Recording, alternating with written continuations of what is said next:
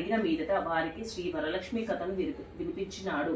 మునీశ్వర్లరా, స్త్రీలకు సర్వ సౌభాగ్యములు కలిగించే వరలక్ష్మి వ్రతం అనే మహావ్రతాన్ని గురించి పూర్వం పరమేశ్వరుడు పార్వతీదేవికి చెప్పినాడు.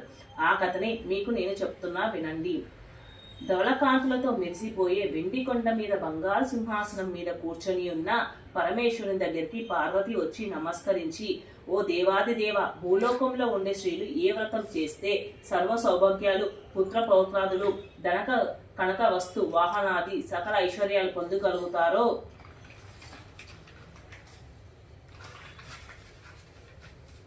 అటువంటి వ్రతం ఏదైనా సెలవివ్వండి అని అడిగింది.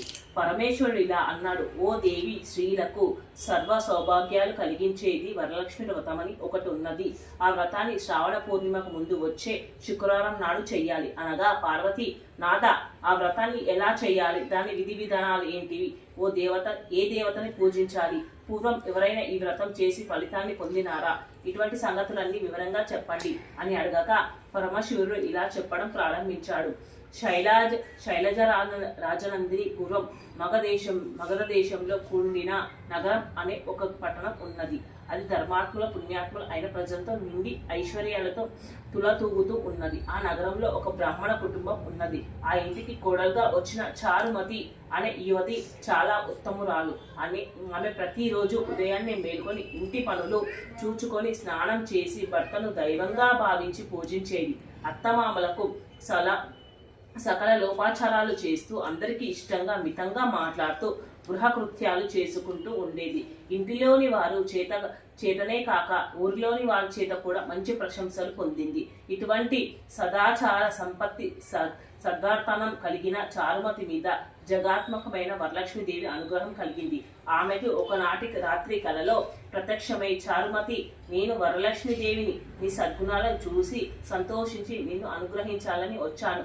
శ్రావణ పూర్ణిమకు ముందు వచ్చే శుక్రవారం నాడు నన్ను యథావిధిగా భక్తి శ్రద్ధలతో పూజించు, నీవు కోరిన వరాలిస్తాను అని చెప్పింది. చారుమతి చాలా ఆనందించి కళ్ళలోనే వరలక్ష్మీదేవికి ప్రదక్షిణ నమస్కారాలు చేసి, సమస్తే సర్వలోకానాం జనన్యే పుణ్యమూర్తి శరణ్యే త్రిజ గంధర్వే విష్ణు వక్షస్థలాయే అని స్తుతించి, ఓ తల్లి, నీ కటాక్షం కలిగినట్లయితే ప్రజలు ధన్యులవుతారు, విద్వాంసులు అవుతారు, సంపన్నులు అవుతారు. నేను జన్మలో చేసుకున్న పుణ్యం వల్లనే ఇలా నీ దర్శనం లభించింది. నీ ఆజ్ఞ ప్రకారమే నేను శ్రావణ శుక్రవారం నాడు పూజ చేస్తాను అని చెప్పగా వరలక్ష్మి చాలా సంతోషించి ఆమెను దీవించి అదృశ్యరాలైంది. చారుమతి వెంటనే మేలుకొని ఇంట్లో అన్ని వైపులా చూసింది. వరలక్ష్మీదేవి ఎక్కడా కనబడలేదు. ఓహో, నేను కలగన్నాను కాబోలు, కలలో కూడా నా మీద ఈ దేవి ఎంత దయ చూపింది అని ఆశ్చర్యపడుతూ భర్తను లేపి ఆయనకు అత్తమామలకు చెప్పగా వారు చాలా ఆనందించి, ఇలాంటి స్వప్నం రావడం శుభసూచకం, నీ సాధు స్వభావం కలవారికి కానీ అలాంటి అదృష్టం పట్టదని అభినందించి, శ్రావణ పూర్ణిమకు ముందు వచ్చే శుక్రవారం నాడు తప్పక వరలక్ష్మి వ్రతం పూజ చేయాల్సిందని చెప్పారు. చారుమతికి వచ్చిన స్వప్నం గురించి ఊరిలో వారందరికీ తెలిసింది. స్త్రీలంతా శ్రావణ శుక్రవారం నాడు చారుమతితో కలిసి వరలక్ష్మి పూజ చేయాలని ఉత్సాహంతో ఆ పండుగ రోజు కోసం ఎదురు చూస్తున్నారు. శ్రావణ మాసం వచ్చింది. పూర్ణిమ ముందు శుక్రవారం వచ్చింది. ఆనాటి ఉదయాన్నే నగరంలో స్త్రీలంతా అభ్యంగన స్నానాలు ఆదులు చేసి పట్టు చీరలు కట్టుకొని పూజ ద్రవ్యాలతో చారుమతి ఇంటికి వచ్చినారు.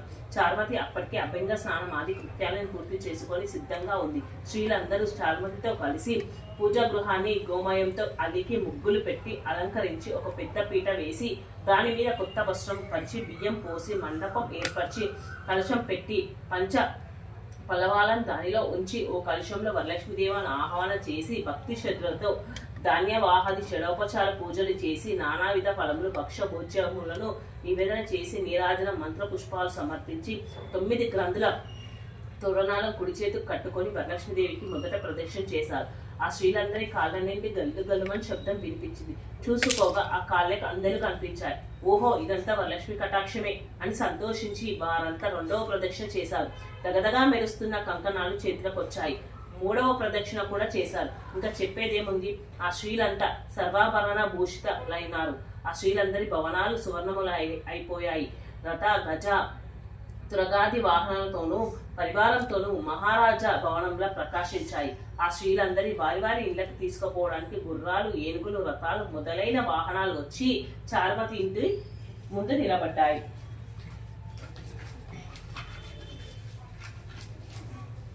తర్వాత కలోక్త విధానంగా పూజ చేయించిన బ్రాహ్మణోత్తమునికి గంధ పుష్ప అక్షంతులతో పూజ చేసి 12 కుడుములు వాయనం ఇచ్చి దక్షిణ తాంబూలాలను సమర్పించి నమస్కరించి ఆశీర్వాదాలు పొందినారు. వరలక్ష్మీదేవికి నివేదించిన పదార్థాలను బంధుమిత్రులతో కలిసి ఆరగించి తమ కోసం వచ్చిన వాహనాలెక్కి తమ ఇళ్లకు పోతూ చారుమతి దేవి ఎంతగా భాగ్యవంతురాలు.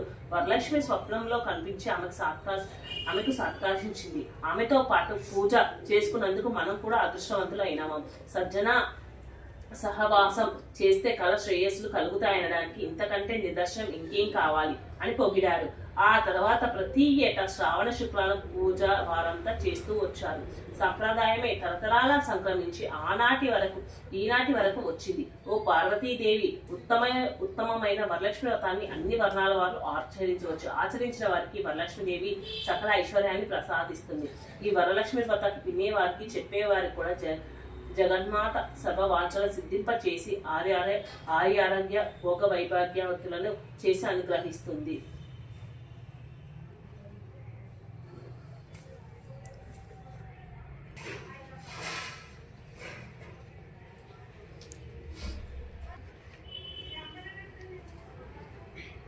నమస్తేతు మహామాయ శ్రీపీఠే సురపూజిత శంఖచక్ర గదాహస్తే మహాలక్ష్మి నమోస్తుతి. నమస్తే గరుడారుడే లాసుర భయంకరి స్వర్వ పాపహర దేవి మహాలక్ష్మి నమోస్తుతి. సర్వజ్ఞే సర్వవరదే సర్వదుష్ట భయంకరి సర్వదుఃఖహరే దేవి మహాలక్ష్మి దేవ్యే నమః. సిద్ధి బుద్ధి ప్రదాదేవి బుద్ధిముక్తి ప్రదాయిని మంత్రమూర్తే సదాదేవి మహాలక్ష్మి నమోస్తుతి. అద్యన్న నహైతే దేవి అద్యశక్తి మహేశ్వరి యోగజ్ఞి యోగ సంపూతే మహాలక్ష్మి దేవి నమోస్తుతే. స్థూల సూక్ష్మ మహారౌద్ర మహాశక్తి మహాధరే మహాపాపహరే దేవి మహాలక్ష్మి నమోస్తుతే. పద్మాసన స్థితే దేవి పరబ్రహ్మ స్వరూపిణి పరమేశ జగన్నాత్మక మహాలక్ష్మి నమోస్తుతే. శ్వేతాంబరధరే దేవి నారాయణకర భూషితే జగత్స్థితే జగన్మాత మహాలక్ష్మి నమోస్తుతే. మహాలక్ష్మి అష్టక స్తోత్రం ఎటే పదే సన్నితో కిన్నర సర్వసిద్ధి యహ పోత్ని రాజే మహాప్రోత్ని సర్వదా. ఏకాకాలే పటే నిత్య మహాపాప వినాశనం ద్వికాలమయం పటేత్ నిత్య ధనధాన్య సమన్విత త్రికాలం ఎటపన్నితే మహాశత్రు వినాశనం మహాలక్ష్మి ద్వే నిత్యం ప్రసన్న వరద శుభం.